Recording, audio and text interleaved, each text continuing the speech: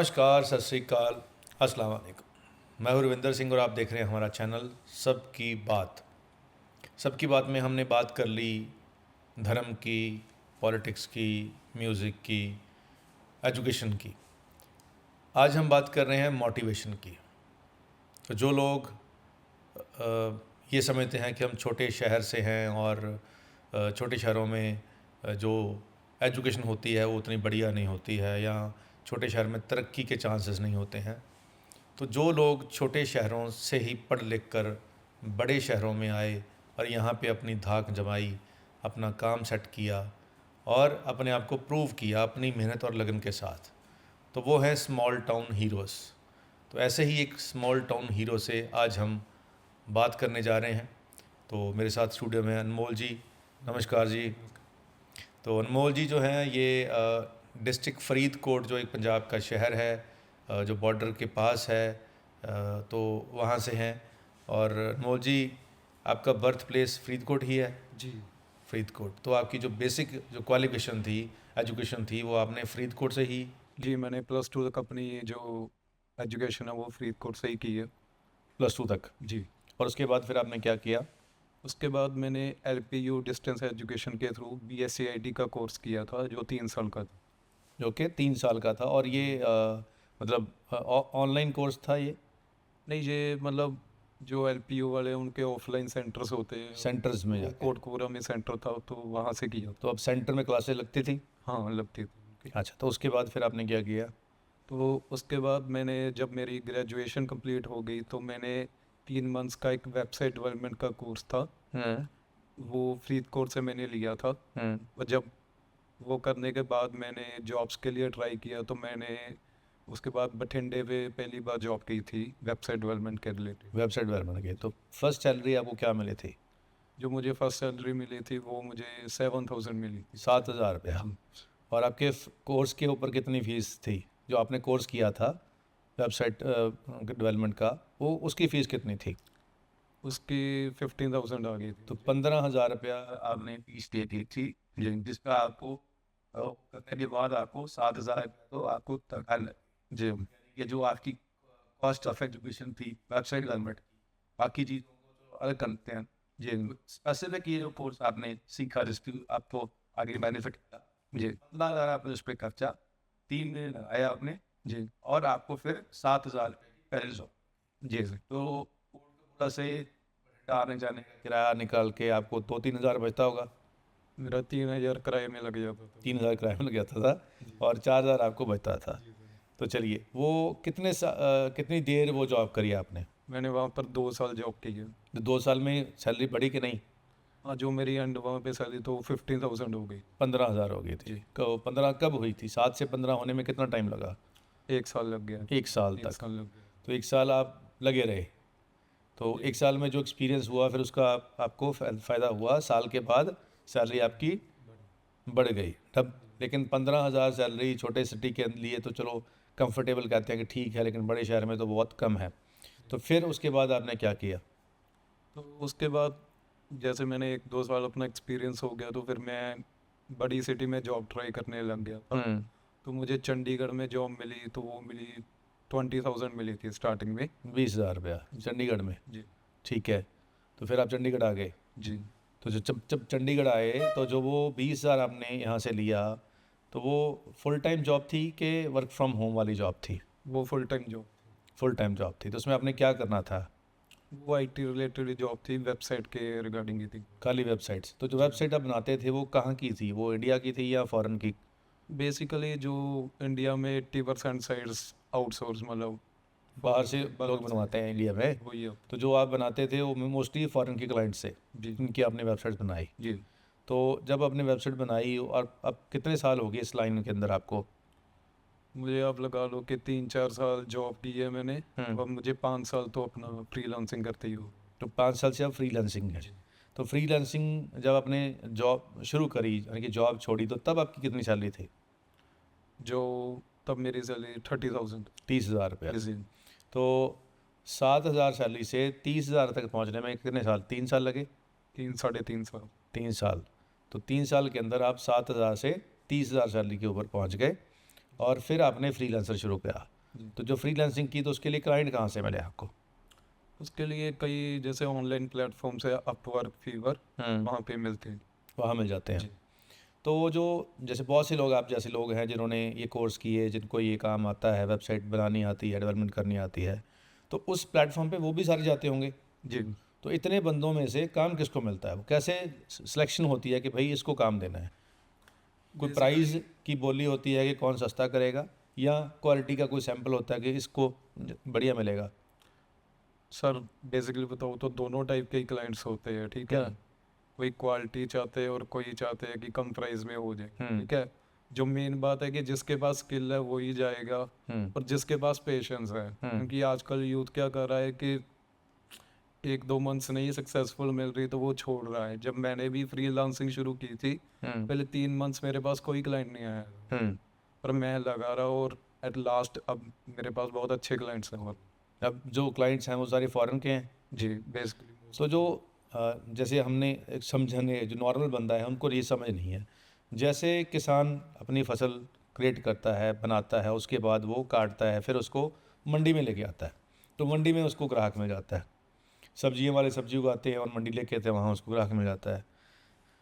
अब इस जो आपका फील्ड आईटी का फील्ड है, जो आपने बोला कि ये प्लेटफॉर्म है 2-3, वहाँ पे कितने लोग रजिस्टर्ड करते हैं? क्या वहाँ पर रजिस्ट्रेशन की फ़ीस होती है, या जो आपको काम दिलवाता है आगे मिडल मैन होते हैं जो आपको काम दिलवाते हैं फ़ौरन से, जो क्लाइंट है वो सीधा आपको संपर्क करता है, या आपके बीच में कोई मिडल मैन होता है?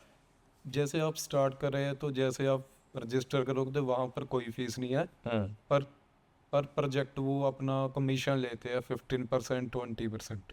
15 से 20% वो कमीशन लेती है वो कंपनी, वेबसाइट जो आपको कस्टमर दे रही है। एग्जाम्पल के लिए अगर 1000 रुपये का एक प्रोजेक्ट है तो आपको 800 मिलेंगे, 200 वो रख लेंगे। मान लीजिए, अब आम बंदों को समझने के लिए एक वेबसाइट है जी। क्या नाम बोला आपने वेबसाइट का, जहाँ पे आपको काम मिलता है? अपवर्क। अपवर्क। जी। तो अपवर्क वो वेबसाइट है वो जी। कि ऐप है? वेबसाइट। वो वेबसाइट है। तो उस पर बहुत से आप जैसे लोगों ने इंटर कर दिया। अब उस पर जो क्लाइंट हैं, जैसे लोग इंडिया में शॉपिंग करते हैं तो अमेज़ॉन पे चले जाते हैं, ठीक है जी। तो वो वहाँ से जाके देखते हैं कि बहुत सारे प्रोडक्ट हैं वहाँ पे, है ना, बहुत से सर्विस प्रोवाइडर हैं वहाँ पे। तो ऐसे ही जो आईटी का काम करवाना चाहते हैं, फॉरेन के अंदर बैठे हैं, ये किस कंट्री के क्लाइंट्स होते हैं मोस्टली जो इस वेबसाइट पे आते हैं? यूएसए के आते हैं, कनाडा के आते हैं, किस मोस्टली यूरोप और अमेरिका।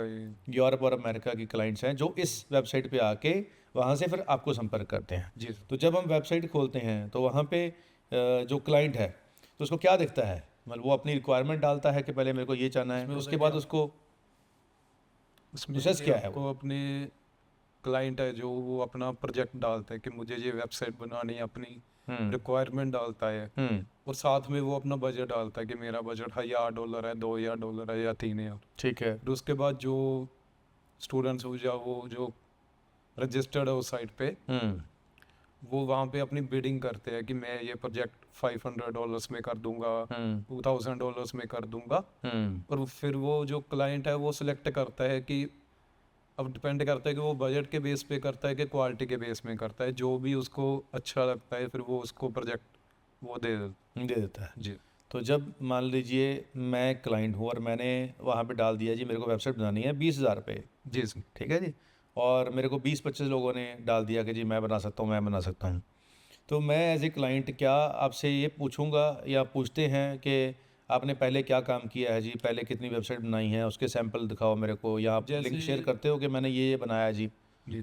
जैसे हम बिडिंग करते हैं तो तभी हम हमारा सारा, जैसे आप कह सकते हो कि रिज्यूम सेंड कर देते हैं कि मैं इस फील्ड में इस सालों से और ये मैंने प्रोजेक्ट्स किए हैं, और उसके बाद जो भी है प्रोजेक्ट रिलेटेड क्वेश्चन या इंटरव्यू वो होते हैं। अच्छा, सभी प्रोजेक्ट्स के लिए होते हैं। और ये जो पेमेंट्स आती है ये क्लाइंट आपको देता है या वर्क कंपनी है उसके थ्रू आप करूँ?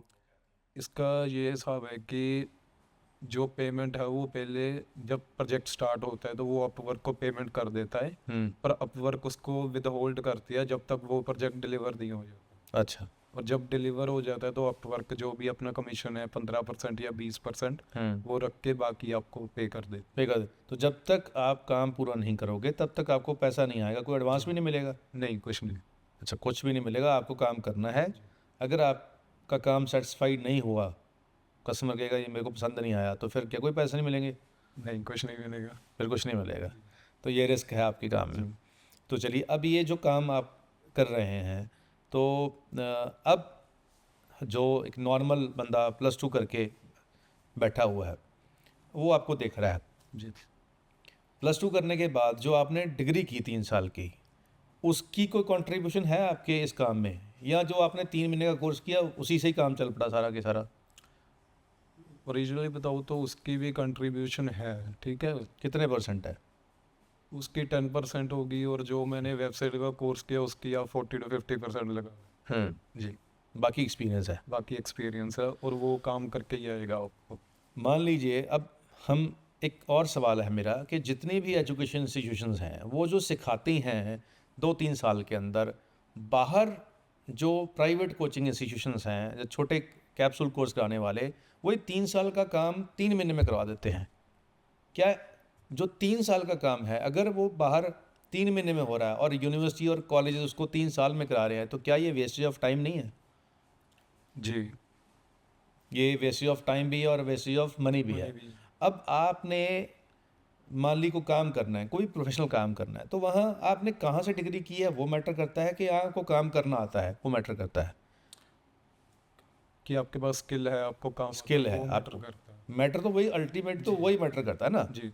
आपने कहाँ से डिग्री की है, कहाँ से एजुकेशन ली है, वो 10% मैटर करता है, 90% मैटर ये करता है कि आपको काम आता है या नहीं आता है।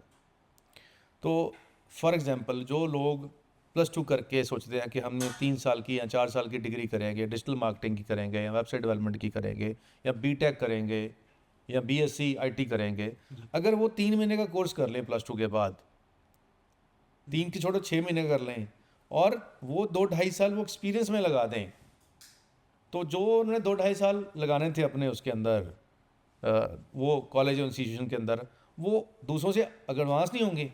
जो उनके साथी 3 साल यूनिवर्सिटी में या कॉलेज में लगा के उसके बाद वो काम शुरू करेंगे, वो 2 साल पहले ही कर चुके होंगे, तो वो उनसे आगे नहीं होंगे क्या? नहीं, पर मेरी ये राय है कि आप ग्रेजुएशन एटलीस्ट करो, ठीक है। क्योंकि आगे जाके आपको अगर किसी कंपनी में जाना है तो वो चाहे यूनिवर्सिटी ना देखे कि आपने ग्रेजुएशन की है या नहीं, पर वो ग्रेजुएशन जरूर देखेंगे, ठीक है। तो मेरा तो ये रिकमेंडेशन हो गई कि आप साथ साथ पढ़े और साथ साथ अपनी स्किल पे काम करें, सिर्फ तो बुकिश नॉलेज पे डिपेंड ना रहे। क्योंकि जब आप जॉब पे जाओगे तो वो स्किल मैटर करेगी, वो आपकी बुकिश नॉलेज इतना नहीं देखेंगे, वो स्किल देखेंगे आपको प्रैक्टिकल कितना आ रहा है। प्रैक्टिकल ना, तो प्रैक्टिकल अभी हमने देखा, यहाँ चंडीगढ़ यूनिवर्सिटी है, प्राइवेट यूनिवर्सिटी है, तो वहाँ पे बहुत से ऐसे स्टूडेंट जिनको मैं जानता हूँ, जी। वो अभी पढ़ रहे हैं, लेकिन पढ़ने के साथ साथ वो वेबसाइट भी बनानी सीख ली उन्होंने और काम भी शुरू कर दिया, और वो अपनी फ़ीस भी निकाल रहे हैं, जी। अपने खर्चे भी निकालने शुरू कर दिए उन्होंने। और जब वो ग्रेजुएट होके निकलते हैं यहाँ से, उससे पहले पहले उनकी कंपनियाँ भी बन चुकी हैं और वो काम भी उन कंपनियों में करना शुरू कर दिया है, डिग्री अभी उनको मिली नहीं। जी। जी। तो ये वही काम ये वो लोग करते हैं जिनके अंदर कुछ करने की अ, होती है ज़ील के, यार मैंने कुछ करना कि है। मैंने अपना कुछ करना है, मैंने अपना स्टैंड होना अपना। जी। अब जो बच्चे हैं, जो जिनके माँ बाप वेल सेटल हैं, या जिनको सारी सहूलतें मिलती हैं, जो जितने पॉकेट मनी चाहते हैं उतनी मिल जाती है, वो उतने कामयाब नहीं मेरे देखे इस फील्ड के अंदर जितने वो कामयाब होते हैं जिनको थोड़ी तंगियाँ, परेशानियाँ, फाइनेंशियल क्राइसिस से गुजर के आना पड़ता है। जी। तो ये उस मजबूरी के अंदर जो बंदे ने एक्स्ट्रा मेहनत की है उसका फल फिर उसको बाद में मिलता है। तो ये हुआ है आपके साथ भी? बिल्कुल।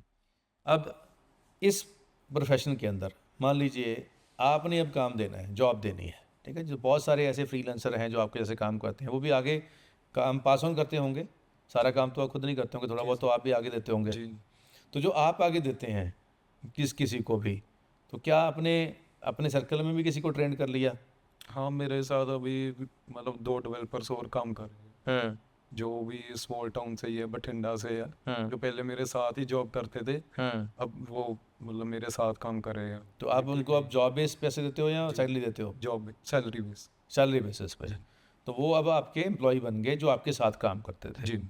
तो अगर मान लो कोई बंदा ग्रेजुएशन नहीं कर पा रहा, उसके पास फ़ीस नहीं भरने के पैसे हैं, वो +2 ही बड़ी मुश्किल से उसने प्राइवेट करके की है जी और वो साथ साथ काम सीख लेता है, जी तो क्या आप उसको काम दोगे कि नहीं दोगे? जरूर जी। आप पूछोगे कि यार आपने डिग्री तो की नहीं, नहीं मुझे होता है जी। आप क्या करो? मुझे तो बस एज ए फ्रीलांसर काम करना है। जी आपको काम दोगे कहना जी डिग्री वाला मांग रहा जी 20,000 रुपये, फिर 15 में काम कर जी क्योंकि डिग्री है भी नहीं है, आपके लिए वैलिड है डिग्री, नहीं फिर आपको कब हम ऑफ़र करते हैं हम। फॉरेन में बच्चे हैं, आप जब हमारे कनाडा में हैं, ऑस्ट्रेलिया में हैं, जब वो दुकानदार के पास जाते हैं तो कहते हैं जी हाँ जी आप 1 घंटे कितने पैसे दोगे? तो दुकानदार कहता है जी मैं तो $8 पर आवर दूंगा फॉर एग्ज़ाम्पल। जी और वो कहता है जी मैं फ़लानी यूनिवर्सिटी से ग्रेजुएट हूँ, ये हूँ वो हूँ, सब कुछ बताया उसने, मेरे को $12 चाहिए क्योंकि मैं वहाँ से पढ़ा लिखा हूँ। जी तो वो कहता नहीं भाई मैं तो 8 ही देने हैं, तू जहाँ से मर्ज़ी पढ़ा हो, मेरे को तो 8 चाहिए, करना तो कर नहीं तो ना कर। तो उतने में एक और बंदा आता है जिसने कोई डिग्री नहीं की, कहता सर मैं कर दूँ ये काम, 8 में कर दूँगा। तो वो कहता हाँ तू आ जा। यही काम हो रहा है पूरी दुनिया के अंदर। जब आप गवर्नमेंट जॉब को छोड़कर प्राइवेट जॉब्स के अंदर जाते हैं, क्योंकि आईटी में मैक्सिमम प्राइवेट जॉब्स हैं, जी आईटी के अंदर मैक्सिमम प्राइवेट जॉब्स हैं। तो जब प्राइवेट जॉब ही आपने करनी है और आपके पास स्किल होनी चाहिए, और आपने चाहे छोटी सी इंस्टीट्यूशन से 3 महीने का, 3 साल छोड़ो 3 महीने का भी कोर्स किया है जैसे आपने किया है, और वो आपको कहाँ से कहाँ पहुँचा दिया। जी तो जो लोग अभी भी बहुत यूपी बिहार में है, हरियाणा में है, पंजाब में है, स्मॉल टाउन में बैठे हुए हैं ये सोचकर कि हमारे तो बहुत डिग्री के ऊपर पैसे लगेंगे और फिर जाके हमें कुछ मिलेगा या कुछ जॉब अच्छी मिलेगी, तो उनके फंड्स, माँ बाप के पास फंड्स नहीं हैं, तो क्या वो +2 से भी इसको एज ए करियर शुरू कर सकते हैं छोटा कोर्स के थ्रू? हाँ जरूर कर सकते हैं। जी सर। तो चांस मिलेगा उनके अंदर स्किल है तो जी भी आगे आएंगे। जी सर। आईटी प्रोफेशनल के अंदर जो लोग बीटेक कर बड़ी बड़ी इंस्टीट्यूशन से, फैमिली यूनिवर्सिटी करती, किसी रातवाड़ा से करती, किसी गारा से करती, और एक आप जैसे लोग हैं जो डिस्टेंट एजुकेशन से करके आए हैं, स्मॉल सिटी से पढ़ के आए हैं, और आप भी बता रहे हो जी 20 लाख रुपये फीस की यूनिवर्सिटी दी, तो कंटेंट तो वही है उनके पास भी। जी सर। जी सर। अब जब ऑर्डर देना है बंदे ने, तो वो तो सेम मेरिट के ऊपर देना है कि जिसको काम आता है। इसको काम तो जिसने 20 लाख वाली डिग्री की है, जिसने 2 लाख में की है, दोनों एट पर आ गए, दोनों में कोई फ़र्क तो नहीं रहा अब। नहीं तो जो बच्चों के पेरेंट्स के पास कम पैसे हैं, जो इस वजह सरकारी स्कूल से पढ़ लिख के हमें शायद वो अपॉर्चुनिटी मिलेगी, तो आपकी जो क्वालिफिकेशन रही है, मतलब जो +2 तक की, वो कौन से सरकारी या प्राइवेट स्कूल से रही है? मेरी प्राइवेट स्कूल से भी तो कॉन्वेंट स्कूल से रही है कि नॉर्मल प्राइवेट स्कूल से रही है? नॉर्मल नॉर्मल प्राइवेट स्कूल से रही है। तो कॉन्वेंट स्कूल वाले जो हैं उनकी फीसें ज़्यादा होती हैं, नॉर्मल प्राइवेट वाले की थोड़ी कम होती हैं, जी सर। लेकिन पढ़ाई तो ABC दोनों जगह सेम ही जा रही है। सेविंग मैथ्स की फॉर्मूले दोनों जगह सेम पाए जा रहे हैं। स्टूडेंट के अंदर कैलिबर है और कहाँ से कम।